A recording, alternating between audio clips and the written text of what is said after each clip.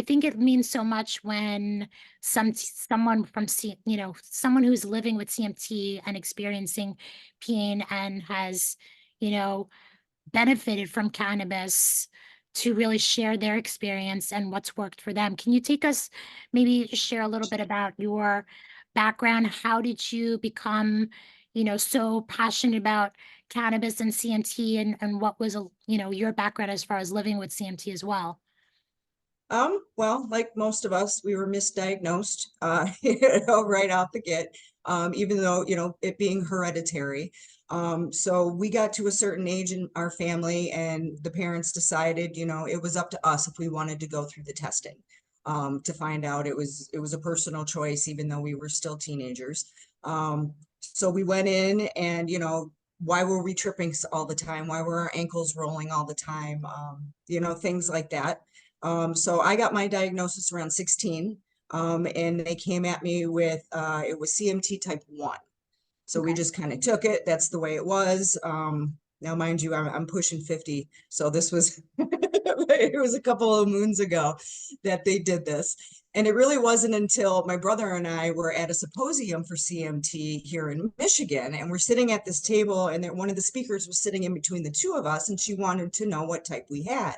And my brother said type X, and I said type 1, and her head just kind of swung from left to right. And she's like, well, then you're not biological. And we both started to laugh, being siblings, going, well, we really should be, considering. So that prompted me to go back in and get retested and do the complete gauntlet, from the electrocution to, all of the other good stuff that comes with, finding out what type that you have. And that's when they narrowed it down to X.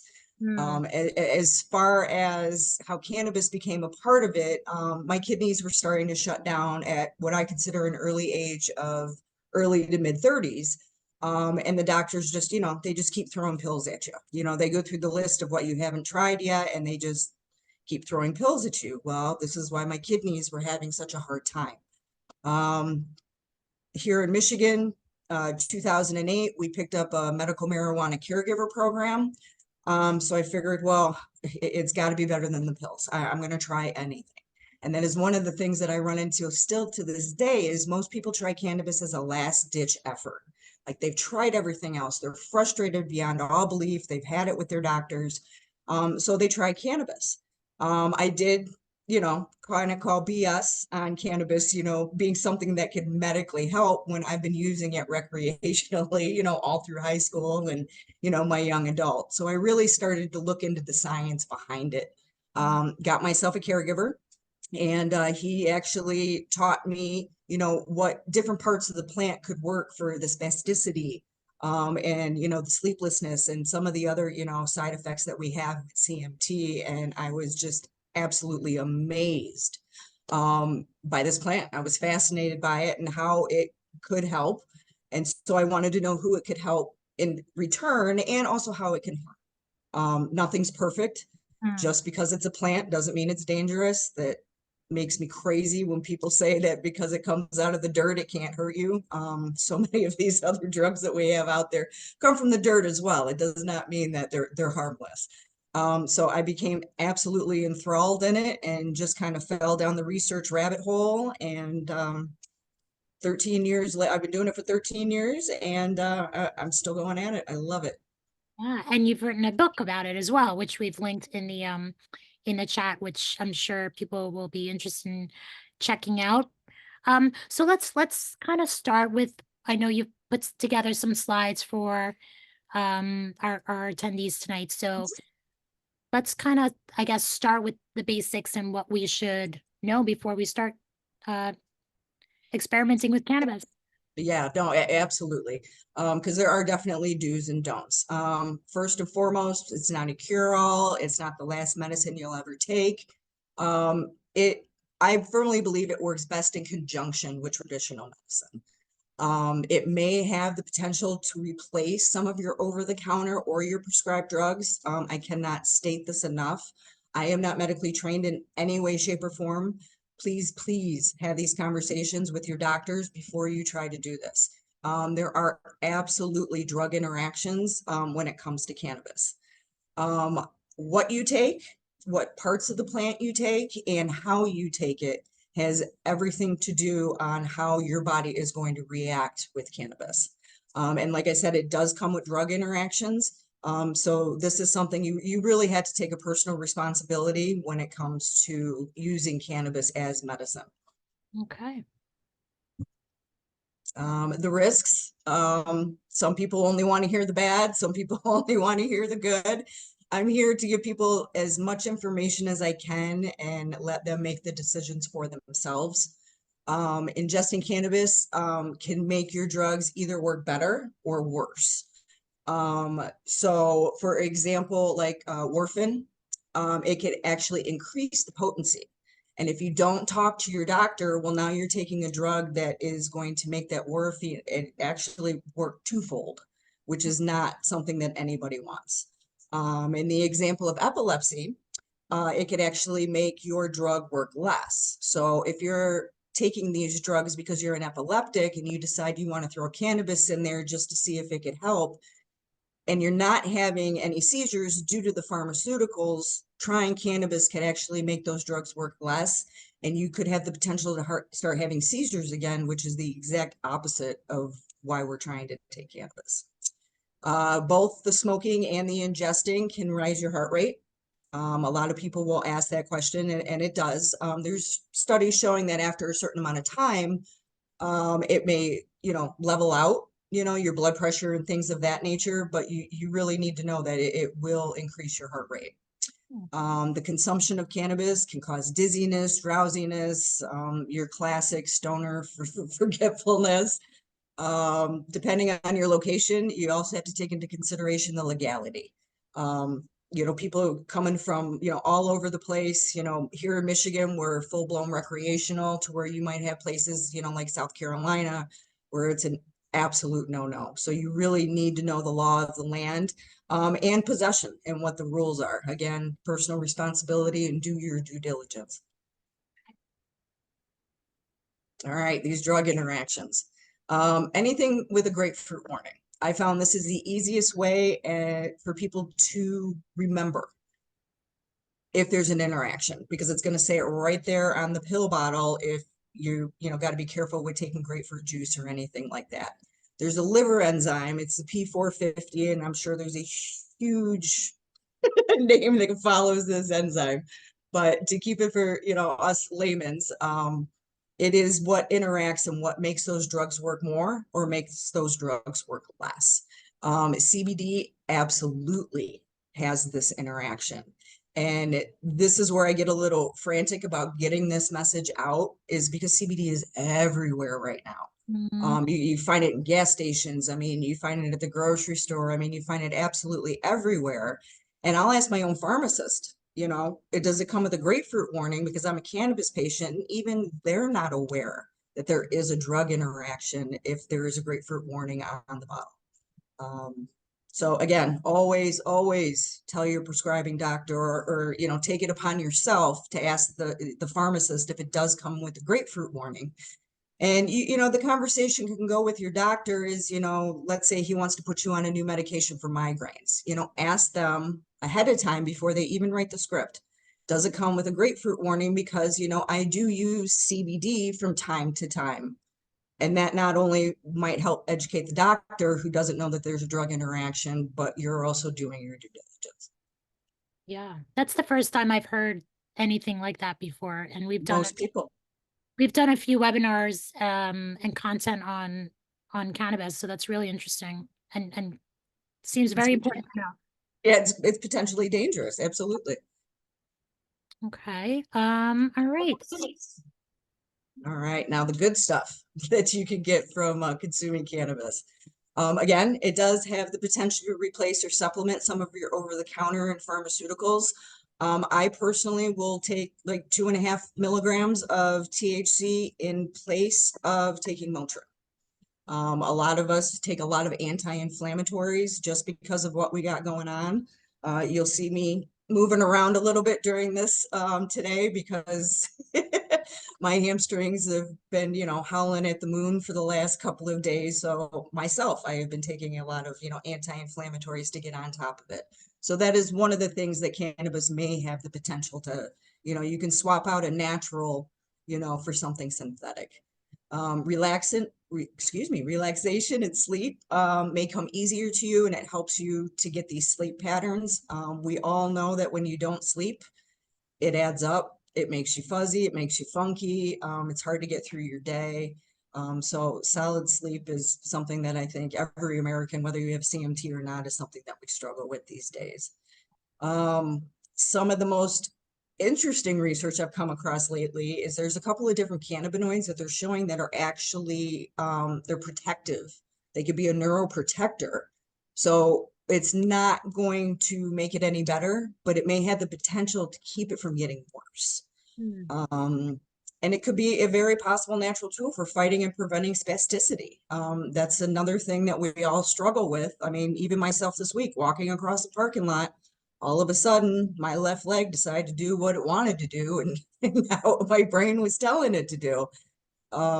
So to keep that relaxation and keep those muscles and those nerves from kind of losing their mind and doing what they want to do, the cannabis actually, we really do have the potential to see if something natural can help with all of this. Okay. Okay. Everybody knows, you look out there and you're like, my gosh, how many different choices? What is going on? It can be completely overwhelming to people when they walk into a pot shop or, pull it up online. So we're going to do the top 4 methods of intake that are the most popular. Flower, the bud, the nug, 1,000 different ways to call it. It's in the picture to the right.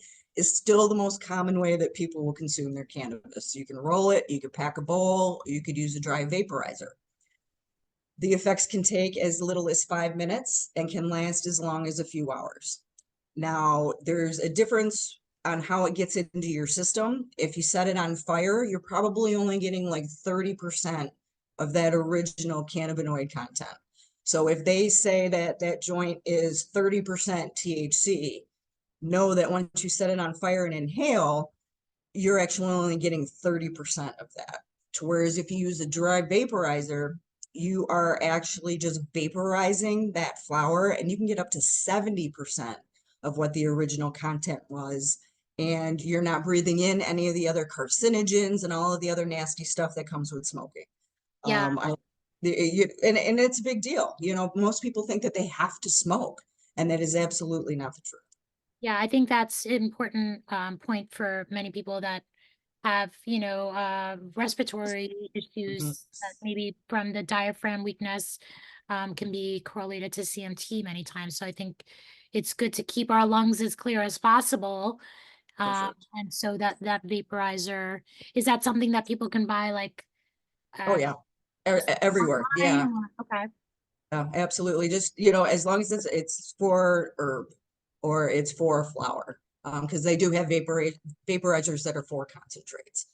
So you want something that you could put, dry flower into. And I always found it interesting is when it was done and you opened it up, you didn't find ashes like you would at the end of the joint. It actually looks like crispy, dry tobacco because all of the stuff has been sucked out of it without actually having to combust. Good to know. Okay. Oops, let's go.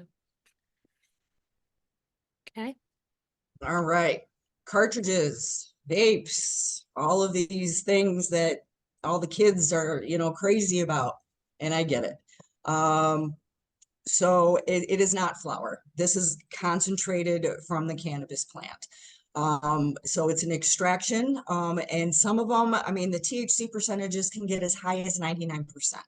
I mean, that is crazy. I mean, that's a punch in the face of THC.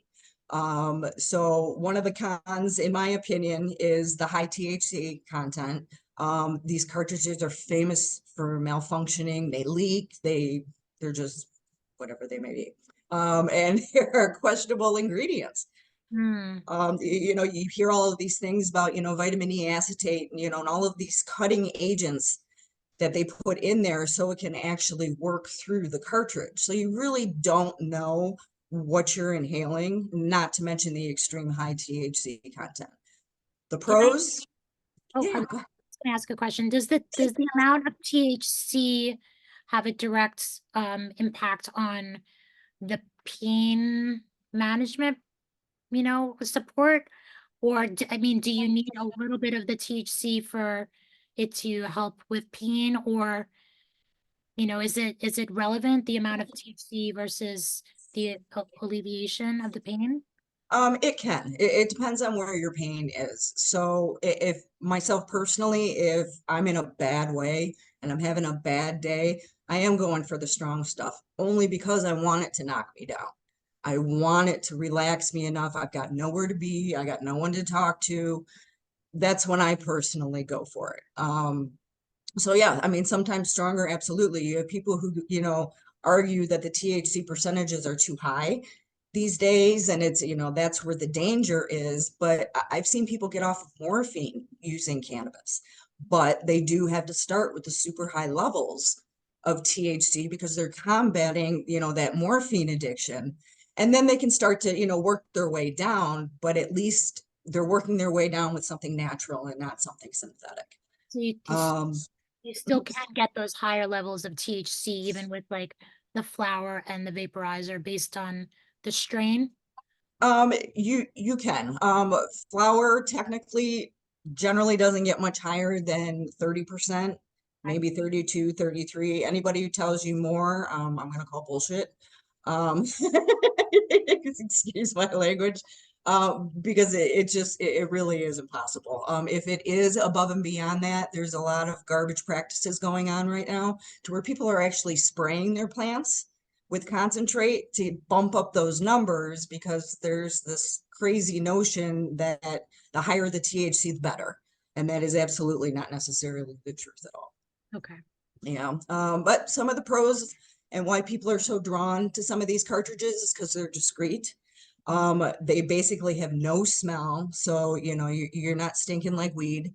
And they're easy to use. They're super portable. It's not like I gotta find a place to go smoke a joint.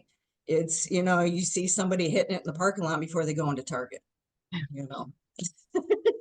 That's how I like to shop. Just kidding. Okay. All right, next, concentrates. Okay, this is taking the plant and just concentrating all of it. There's several different solvents that can be used. So there's CO2, there's butane, there's alcohol. When they use these to break down and concentrate what is in the plant, well, they have to get rid of it after the fact. And that is when you get into the questionable, what's still hanging around after the fact.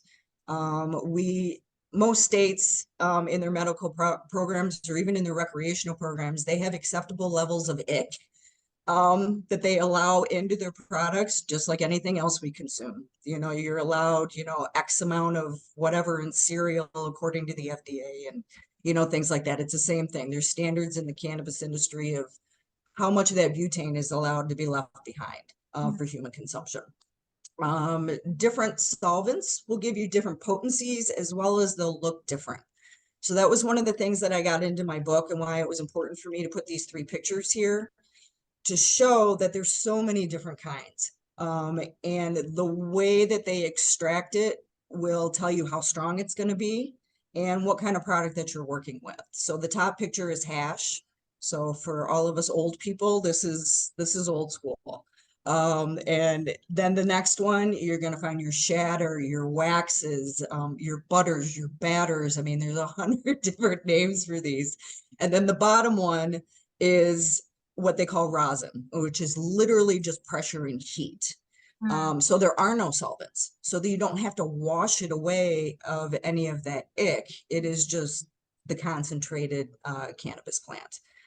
And these concentrates can range anywhere from 50 to 90, 95%. And this is and with this form, do you inhale it or how do you? You do. Yeah, Oh, you do. So all of these you will smoke. The hash you can put into a joint and smoke it that way. Some of the other concentrates you can as well. But a lot of them are actually done on their own. And that's where you get into like the really, really high heat. To where you'll see like dab rigs, or you see people using like blow torches to like light the bowl. And I know people in the industry are going to hate me for saying this, but it's almost like they cracktified cannabis.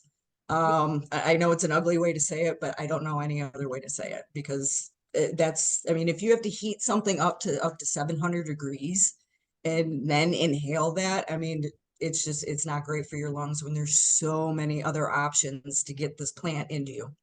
Gotcha. Okay. Oh, edibles. All right. People who don't want to smoke.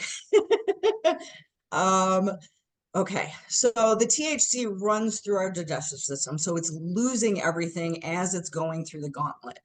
And again, let's say you take a 50 milligram gummy, you are actually only going to get about 30% of that THC by the time it makes it into your system. And to make it even more difficult to understand, once it hits your liver, it actually converts into a completely different compound. So that is why you will find people who, smoke and take edibles, it's a completely different feeling. With edibles, it can last 6 to 8 hours. So if you smoke a joint and you're uncomfortable, it's not what you were looking for, you're just not a fan, you're done and out of it in under 2 hours. You have an edible and it's not what you want, it's going to suck. It's going to be a terrible 6 to 8 hours and very uncomfortable. And this is where you see people going to the emergency room and, all of these things. And this is the point where the drug interactions can happen, because it's the liver, it's being processed by that, enzyme. So okay, so your metabolism, like anything, it's got a lot to do with it. We are all different. Our bodies intake substances differently, from one human to the next.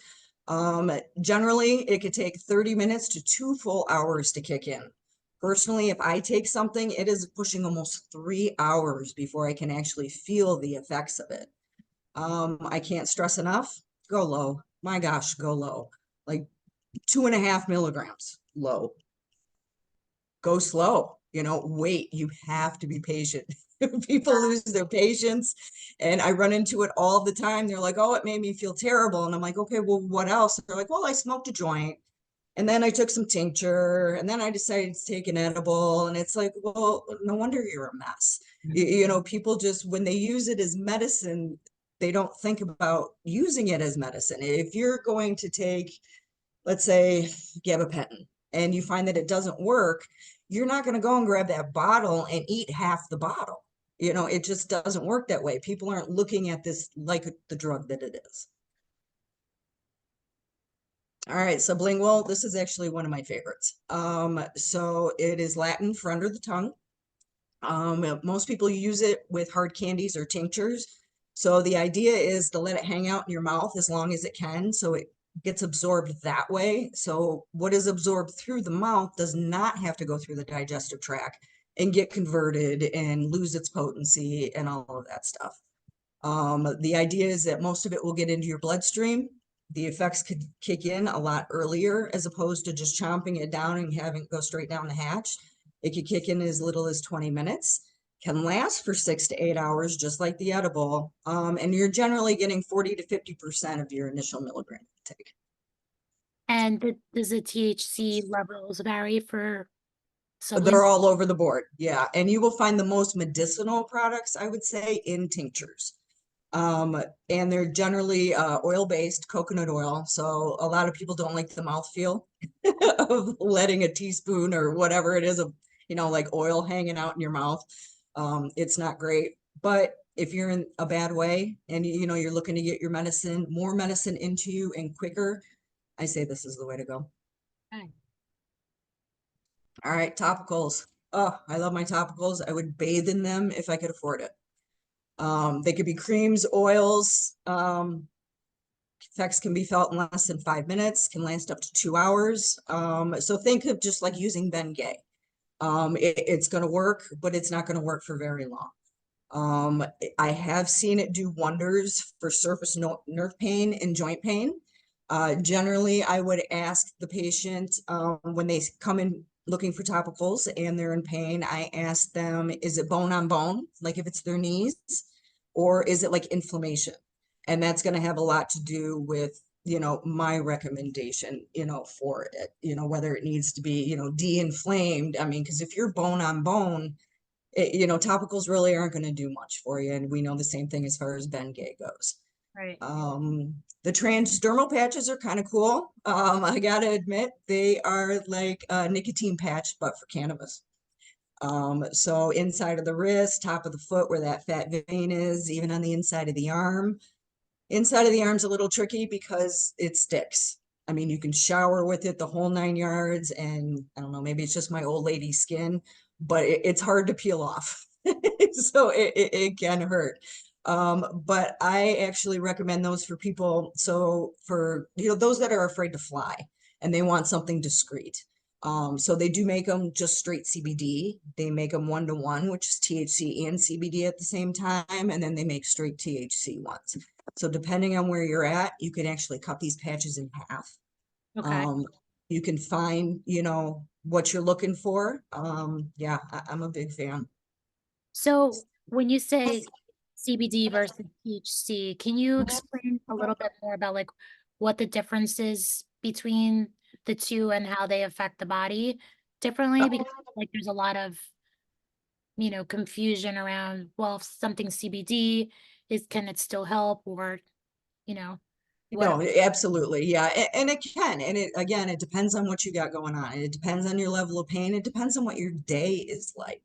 You know, you might do, you know, CBD, you know, through the day, but the minute you get home, you know, you're on your couch, you're watching TV, you know, the THC is going to help you more for pain. Absolutely. As far as the CMT goes, because it's a nerve pain, you know, it's not necessarily a sore muscle unless you've had a Charlie horse and, you know, then it's still sore. Yeah, it all depends on what you got going on that day. And that's why I stress we are all different. And we're really not here to judge one way or the other and how you take it, you know, as long as you're doing it responsibly. I'm a big fan of the 1-to-1s, which has both.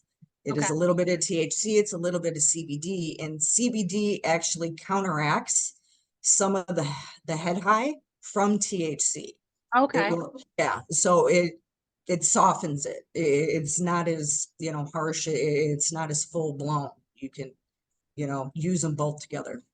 Okay. That makes sense. All right, buying and trying. Again, please know the law of the land. It is so different out there, depending on where you are in the state, depending on where you are in the country. Do your own research from credible sources, please. Not High Times, not Reddit. Please look at the Mayo Clinic. Look at Stanford. The National Institute of Drug and Health. They're tearing this plant apart, you know, just to figure out how it's doing. When I wrote my book, I spent a lot of time researching to make sure that they were credible references. Again, I'm not medically trained in any way. Don't believe me? Go look. I've got all of the research there. You guys can pick and choose and, you know, figure out what works best for you. Your doctor. I know I'm beating a dead horse with, you know, talking to your doctor, but they do know your medical history. We would like to think that they have your best interest at heart. And, you know, you do have a right to have an interaction and play a part in your own healthcare. So they should be having these conversations with you, whether they're for it or against it. Yeah. Um, I know some yes. people require like a medical card, and do they need a doctor's prescription for the medical card, or because I know not every doctor is qualified to prescribe cannabis. So I know, like, where should people go if they're looking to get like a medical card for cannabis? Are It's there? different in every state. So Okay. like here in Michigan, we do need a doctor's recommendation. Um, and it's pretty much just a signature saying, yeah, she's got one of these 12 qualifying conditions is Hmm. what they call it. And every state has got a different qualifying condition. I want to say Georgia is only for epilepsy. and maybe end of life, I think. So every state is absolutely different. I know here in Michigan, before we went full-blown adult use, we had almost 400,000 registered medical marijuana patients in the state. Wow. Today, I want to say we have less than 20,000, and that's only because we went recreational. It's not like these people just disappeared. It's not like they just stopped using cannabis. They just didn't want to be on the list. Hmm. And it makes sense. You know, you really can't blame people for that. So depending on where you are, really look into it. Go to your state website. You know, don't go to, you know, some of these other opinions and blogs and things like that. Right. Literally, like I would go to michigan.gov. Okay. We had two questions pop up here. Yes, this is being recorded and it will be shared within 48 hours, the recording link. I think that was Marcia. Oh, no, that was someone else. Marcia asked, the name of the book that you wrote, if you could share that. We did include a link in the chat at the very, very top, at the very beginning, if you want to scroll up to that. But maybe you can tell us the name of your book. Yeah, it's pot for the people. Not for the It is. catchy. It's yeah. So it's the plant, it's about the people, and it's about the shop policies. Most of my time in cannabis was behind the retail counter. I went everywhere from reception and working at the doctor's office where people did get their medical marijuana cards, all the way to, you know, helping to open shops and, you know, educating veterans, Hmm. council, you know, cops, I mean, the whole 9 yards. So I put everything that I knew and I just kind of got it out there and I put it in the same terms as I speak. I tried to make it as easy and as applicable to people as possible. Yeah.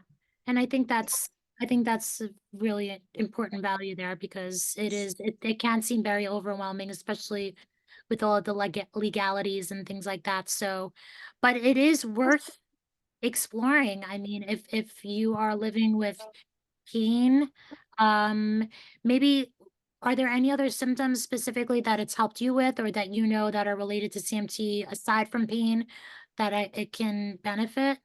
I'm a big fan of the sleep, Yeah. just because I'm sleeping through it. And I do, you know, I want to express this as well, just because you're sleeping through it doesn't mean you should take an overabundance of it. Mm. You find a lot of people will get up in the middle of the night to use the bathroom. Well, you've just woken up in the middle of your buzz. And Mm. now you're wonky and you're bouncing off the walls and you know you get a little dizzy and that's not good for anybody.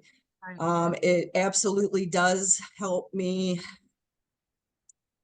It helps me with sort of like the depression of it all. You know, sometimes we have a tendency to beat ourselves up because, you know, we can't do this, or, you know, it just took us 20 minutes to zip our, you know, up our jacket. So it does help me, you know, deal with, you know, the mental, the physical, and the emotional as well. Yeah, because I think that's one of the topics that a lot of people don't talk about is the anxiety Mhm. of that's associated with CMT, you know, whether that's leaving your home or just the uncertainty of, you know, what's going to happen tomorrow or, you know, the stress component. And I think stress can affect, you know, our CMT symptoms negatively too. So if there's something For that can sure. kind of take the edge off of that. I know for myself, I take CBD oil and it helps with fatigue. Yep. Have you found that to be the Yeah. case for you? Yeah, yeah, no, absolutely, it does. And one of the reasons, and I didn't get into it here because it is a little scientific and it's like most of it's way over my head. But we all have an endocannabinoid system. So it's like a circulatory system, a nervous system. Its job is to create homeostasis. So Mm. if your nerves are overfiring, it tells it to calm down. If your immune system is being sluggish, it kind of kicks it in the ass and tells it to get up and do its job. That is one of the reasons that cannabis can work for so many different things because it kind of plugs itself into where you need it the most. So again, you know, like you said, with the fatigue, you know, if I'm dragging, cannabis can absolutely kind of lift me up and, you know, shake it off and okay, let's go do this. Yeah. We had a question come in from Bridget, and please feel free if you have any questions. Now is the perfect time to shoot a few out. Um, Bridget asked, what are your thoughts about cooking with cannabis and using it as tea? I'm a big fan, but you gotta be careful. So there is real no way of knowing exactly how much you're getting. I'm a big fan of juicing the raw leaves, just for the THCA, which is non-intoxicating, just to get some of that good stuff in from the plant and back to the fatigue. THCA to me feels like a shot of B12. So it's a giddy up, but when you are decarbing it, like Bridget is asking about, you're actually turning it into THC and you really don't know how strong that cup of tea is going to be. Okay. Um, So the process of making of drinking it in a tea creates the THC, you're saying? yeah, anytime that you bring it to a certain temperature, to over 240 degrees, I think is about the threshold, it will turn from that THCA, which is non-intoxicating, and it turns it into that THC, which is what is going to get you high.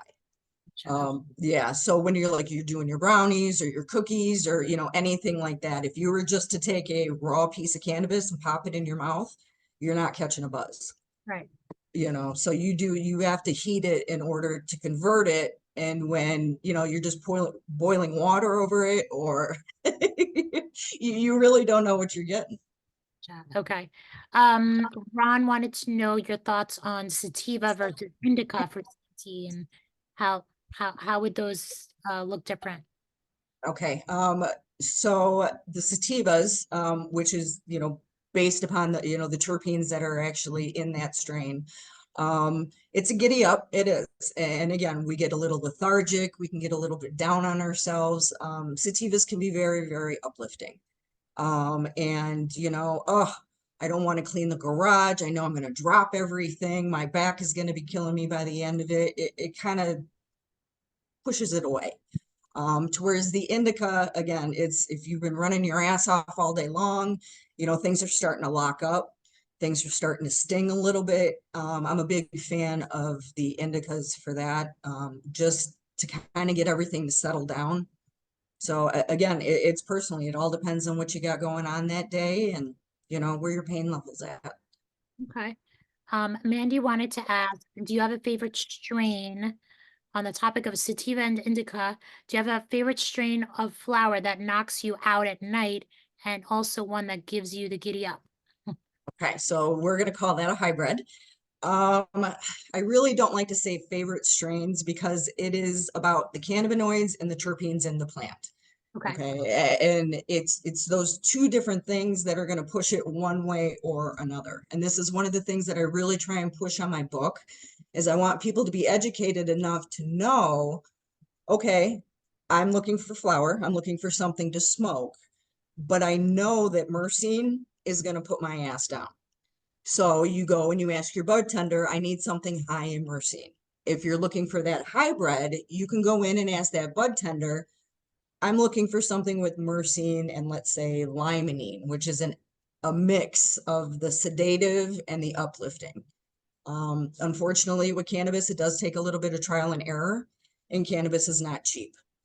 So I always, tell people buy as little as possible until it works for you. And the reason I'm not a real big fan of saying, let's say purple punch is my favorite for migraines is because I could buy a purple punch at store A and I could buy a purple punch at store B and they're two completely different flowers. So that's why I really try to educate people on what's in it to where it doesn't matter what shop you go into. You can ask for myrcene or you can ask for limonene, knowing you're going to get the effects that you're looking for. Okay, so myrcene is the Yeah. it's the knocks you out Hmm. myrcene, Yep. and the lysine Uh, is yeah. So limonene, yeah, limonene. which I'm sorry, yeah, limonene is kind of like the giddy up kind it of. is. It's the uplifting, and pinene will absolutely do the same thing. If you're lucky enough to live in a state where everything is not prepackaged, if you stick your nose in it, they say your nose knows. If you smell lime, or lemons, that's your limonene. Pine, it smells like pine. You know, so that's why they say your nose knows. You know, myrcene is going to be a little bit funky. You're going to smell some berries in there, things like that. Okay. All right. So would you recommend people to have one type of strain that they use for that energy boost and then a separate strain for kind of like the pain relaxing purposes at night? Or should they try and combine that into one strain? Yeah, and that would be ideal because you're only buying one product instead of Uh, two separate products. You know, it's like drinking regular coffee in the morning and decaf at night. right. You know, same kind of thing. And I really wish I could say, yes, grape stomper is the way to go. That is going to solve all your problems. You're going to sleep like a baby and you're going to get up and seize the day. Unfortunately, it's just, we haven't gotten there. But I think you raised a good point is really having that communication with the bud tender. If you are able to go into whether that's a medicinal shop or recreational shop, somebody who's educated Yes. behind the counter, is there any type of like certification or title that we should be looking for when we go into a place that's selling cannabis so that we know we're talking to somebody who is educated and can help guide us? That is another reason I wrote that book is because Okay. I myself will walk into a pot shop and I'll do recon. I'll ask a bud tender, "Hey, do you have anything at limonene?" And you could tell by the look on their face that they really, really don't know. If you're in a rec market, everybody in a medical market should know. They may probably don't, but they should. But if you're in a rec market and you walk into, ask them, "Do you have anybody who deals with the medical patients?" Hmm. They should have somebody on staff that should know a little bit more than the others. Gotcha. Okay, that's some good advice there. Thank you. Christy said her state recently went adult recreational. Now I find it is really difficult to find terpene profiles on websites, and I know what I'm looking for, and it's frustrating to deal with the folks in dispensaries and defer to their knowledge. I found it lacking. Have you run across this and ideas where to find info on regarding strains that I can find locally? Yeah. What state? I didn't say, Christy, maybe if you don't mind sharing what state you're in. Oh, Maryland. Maryland. Okay. Okay. I just spoke with a woman yesterday from Maryland.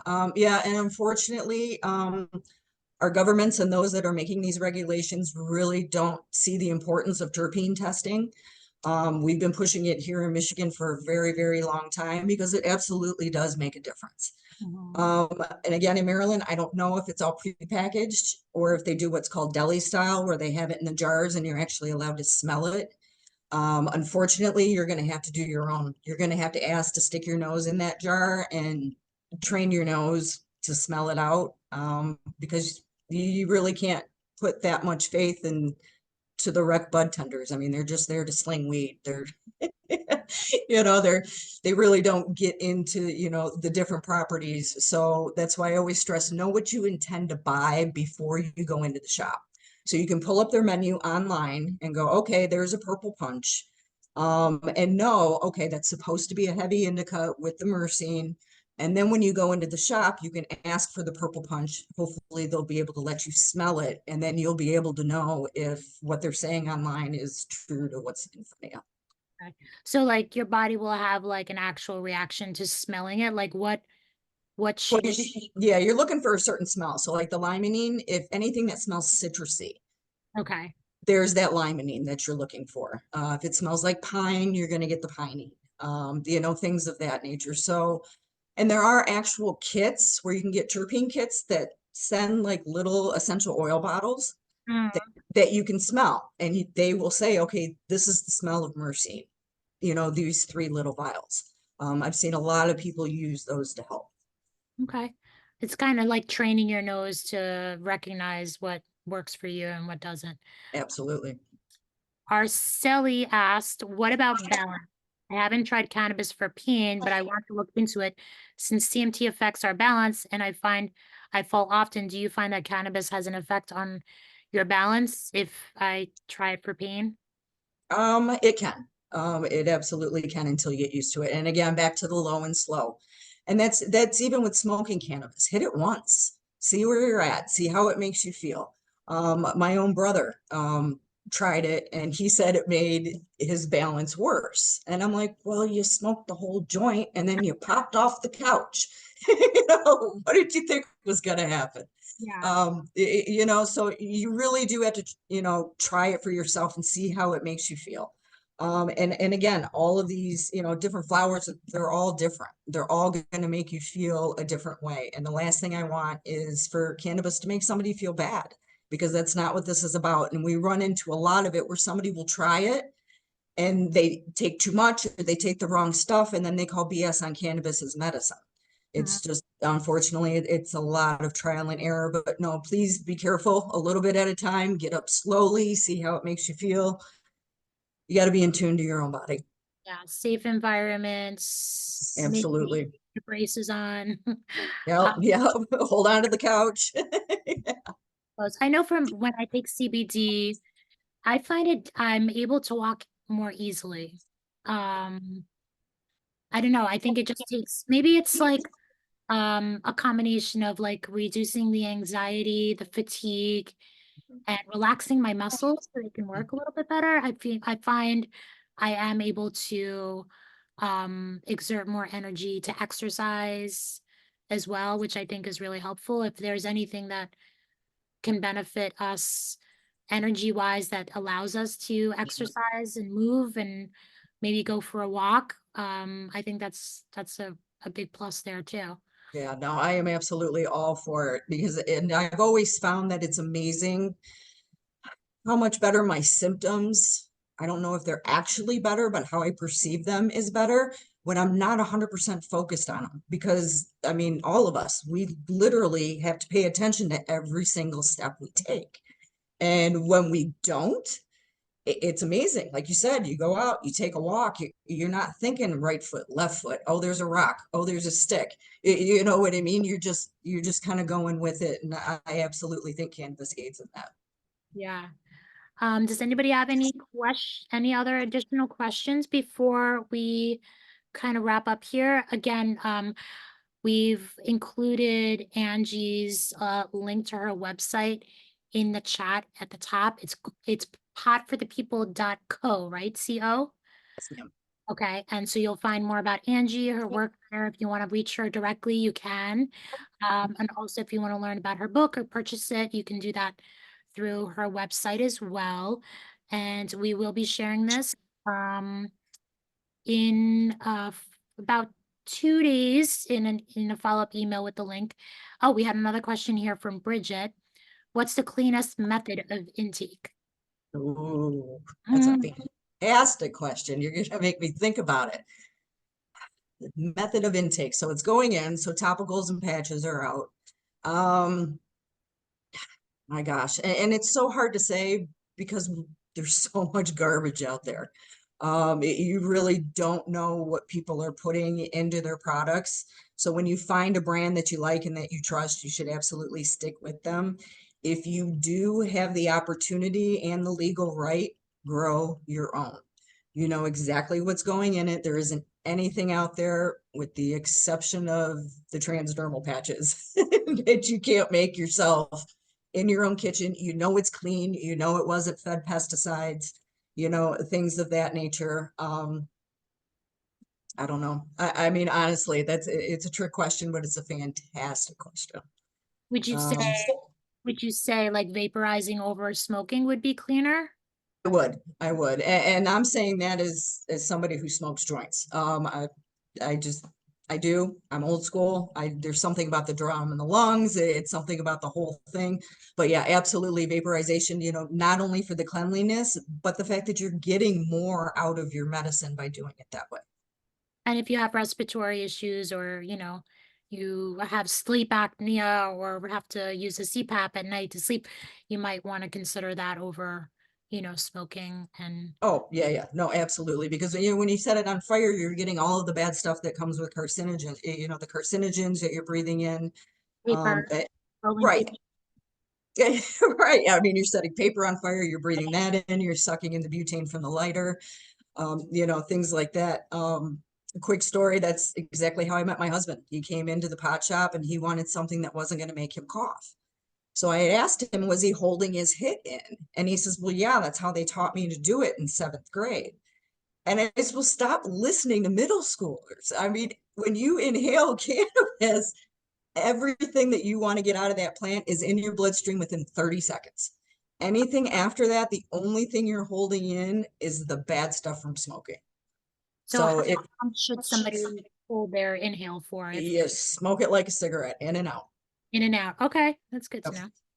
And Bridget asked, where would a bong fall on that scale of intake? Good questions, Bridget. That is. So I prefer a bong. I would like it to be made out of glass for starters. Nobody wants to set plastic on fire or breathe that in as well. So yeah, I would actually prefer the bong over the paper because obviously you're burning the paper as well. And again, if that bowl part can be glass, it's going to be better for you. It's not porous. You're not getting any extra crap when you're lighting it through that way. Okay. Well, thank you. If you have any questions that weren't answered tonight, please reach out to Angie or HNF info at hnf-cure.org. And we'd be happy to answer that question for you or put you in touch with Angie. I'm sure she has much more, insight and interesting information in her book. So definitely, if you're interested in learning more and really doing your research on this topic, support her and all the work that she's doing and grab a book and review it on Amazon too. Great. And yeah, and we really appreciate you taking some time to educate us tonight and share your experience. And, it's not an end all for all pain, but it can definitely improve our our quality of life. And I think that's really valuable. So thank you again, Angie. Thank you. And we look forward to hearing from you again soon. Thank you. Thank you so much for giving me this audience. It means a lot. Thank Absolutely. And thank you everyone for joining. Again, those links are you. in the chat. So we'll leave it open for another minute or two so you can click on those links. And please, we hope to see you at the summit in June. It's going to be absolutely beautiful. The resort is on the water. There's going to be a lot of socializing, a lot of great information and live research taking place. So we hope you all can join us for that. And we'll see you soon. Have a great night, everyone. Good night. Thank you.